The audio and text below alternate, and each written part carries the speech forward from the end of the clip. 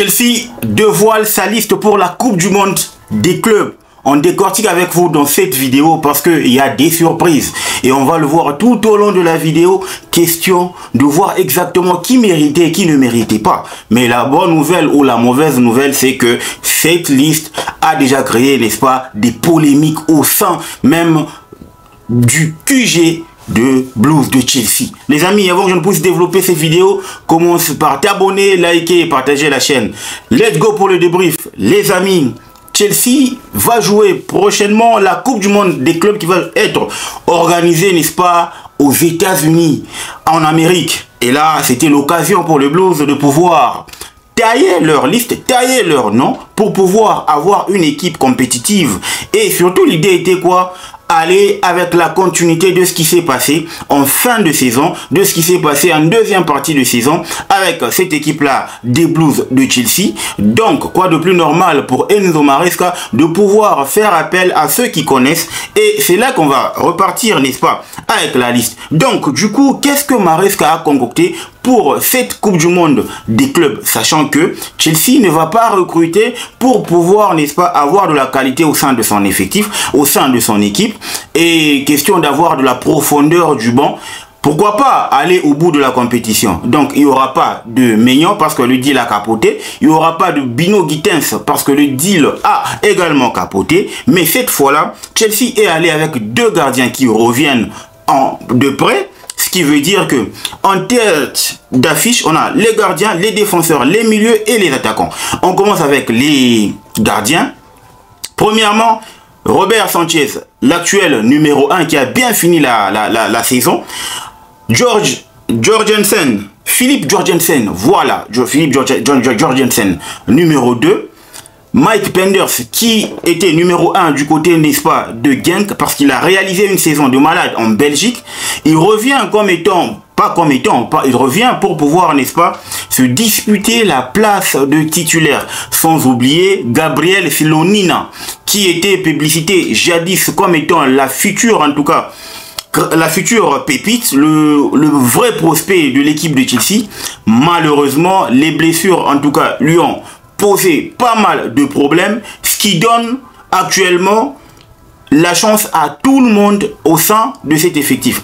Donc, en termes de défenseurs, Chelsea est allé avec Marc Cucurella, Tosin Adarabioyo, Benoît Badiachile, Lévi Colville, Mamadou Sarr, le jeune qui débarque fraîchement de Strasbourg, Trevo Chalobah, Rhys James le capitaine, Marlo Gusto, Aaron Anselmino, l'ancien défenseur de Boca, le gamin de 20 ans qui est arrivé en janvier, Josh Achampong, le promu, n'est-ce pas, de l'équipe de Cobham, ou encore le promu de l'académie.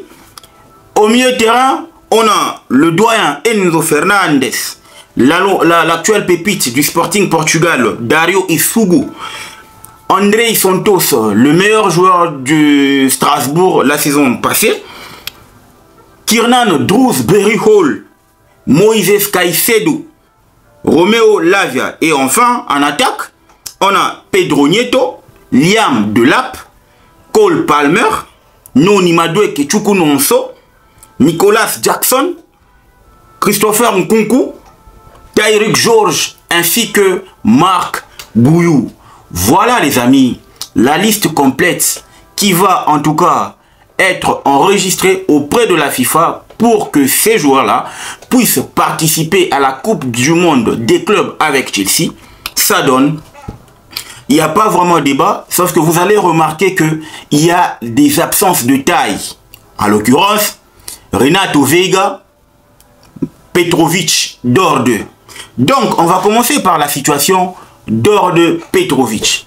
Vous savez que c'est un gardien qui a réalisé une très belle performance jusqu'à finir meilleur gardien, n'est-ce pas, l'un des meilleurs gardiens de Ligue 1 sur l'exercice qui vient de s'achever. Donc, en gros, qu'est-ce qui s'est passé? À partir du moment où Chelsea était en train de chercher à recruter, n'est-ce pas, Mike Maignan, Dorde, c'est quand même quelqu'un qui lit les news, qui rôde autour de son club pour savoir ce que sera son avenir. Donc, en gros, il s'est rendu compte que Chelsea était en train de sonder un autre gardien à l'idée qu'il rejoigne leur effectif. Donc il a préféré demander à l'équipe de Chelsea de ne pas l'inclure dans la liste définitive pour la Coupe du Monde des clubs parce qu'il veut se concentrer sur son avenir. En gros, il envoie un message du genre, il n'est pas prêt à être numéro 2 au vu de la performance qu'il a réalisée avec l'équipe, n'est-ce pas, de Strasbourg. Donc, il préfère sonder quelques pistes parce que là, il y a deux pistes qui s'offrent à lui, ou deux choix qui s'offrent à lui. Soit il accepte d'être prêté, soit il accepte d'être vendu définitivement. Parce que pour lui, il ne se voit plus comme étant numéro 2. Surtout que, au vu de ses performances, il a en tout cas eu à enchaîner deux belles rencontres avec son équipe nationale de la Serbie. Ça veut dire qu'il a gagné une place de titulaire. Donc il ne veut pas perdre ça. Il veut saisir l'opportunité que lui offre, n'est-ce pas, ses récentes performances pour pouvoir aller, en tout cas, de gravir échelon en échelon. Mais moi, je pense que le Bod ou encore Enzo Maresca, peut-être pour une raison ou pour une autre raison, il ne le voit pas comme étant titulaire. Et je pense que vous savez que quand vous jouez pour Chelsea, il y a des détails qui comptent. Il y a des détails qui vous éliminent. J'ose croire qu'il a réalisé une piètre performance au moment où il était avec Chelsea. Qu'ils ont dit, même si le potentiel il y en a, mais c'est un gars qui va jamais grandir. Donc je pense que c'est la raison pour laquelle, et puis côté réflexe, en termes de réflexe sur sa ligne, c'est vrai, il est bon sur sa ligne, mais Sanchez, en termes d'arrêt, il assure, tu vois. Je ne prends la défense de personne, mais seulement que c'était ça, sa situation. Concernant Renato Veiga, lui en tout cas, il s'est mis les bâtons dans le roue tout seul. Pourquoi? Parce qu'au mois de janvier, il a demandé son banc de sortie, parce qu'il ne voulait pas être considéré comme étant latéral gauche en suppléant, n'est-ce pas, Marc Cucurella. Il voulait exactement être un starter en défense centrale. Or, nous savons tous que Maresca adore Liva Colville. Maresca adore la capacité de passe de Liva Colville. Il ne pouvait pas lui garantir cette place de titulaire, sachant que Liva Colville était là. Et c'est pour ça que Renato Veiga est allé en prêt du côté de la Juve. Mais arrivé à la Juve, il a pu convaincre. À l'époque, c'était Thiago Motta. Et là, il est sous Hugo Tudor. Donc, en gros, il a convaincu ces deux entraîneurs-là jusqu'à avoir, n'est-ce pas, une place prépondérante dans l'équipe de la Juve. Mais seulement que, en termes de clauses, il fallait qu'il revienne du côté de Cobham à Chelsea. Mais malheureusement, Chelsea n'arrive pas à lui garantir cette place. Du coup, il a été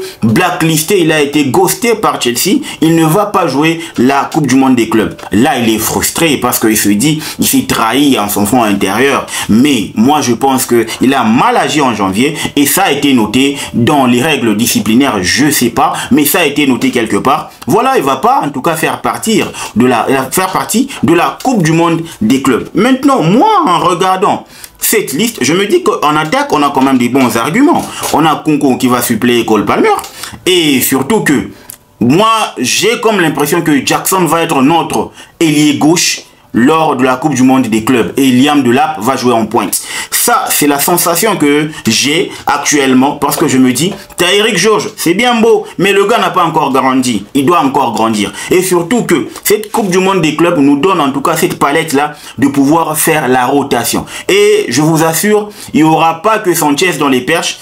Chelsea va se servir de la Coupe du Monde des clubs pour tester chaque gardien. Ça, c'est le message qui est clair parce qu'ils veulent avoir un portier numéro 1 qui assure. Et moi, je parie, en tout cas, tout mon savoir sur Mike Penders. Parce que j'ai regardé sa palette, j'ai regardé ses stats, j'ai regardé sa data. Toute la saison dernière, le gars, il a assuré, hein.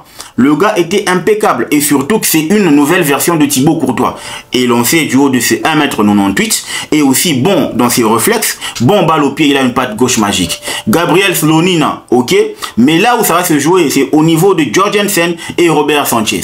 Mais en globalité, Chelsea va rôder son effectif, parce que Chelsea a décidé de pouvoir faire de cette Coupe du Monde sa pré-saison. Donc en gros, si Chelsea parvenait à aller jusqu'en finale, retenez bien les amis, Chelsea va avoir droit à 8 jours encore de repos. Question de se préparer pour la prochaine saison de la Barclays English Premier League. Donc les amis, dites-moi ce que vous en pensez en commentaire. N'oubliez pas de vous abonner, de liker et de partager la chaîne. Le football mérite d'être vécu. Ciao.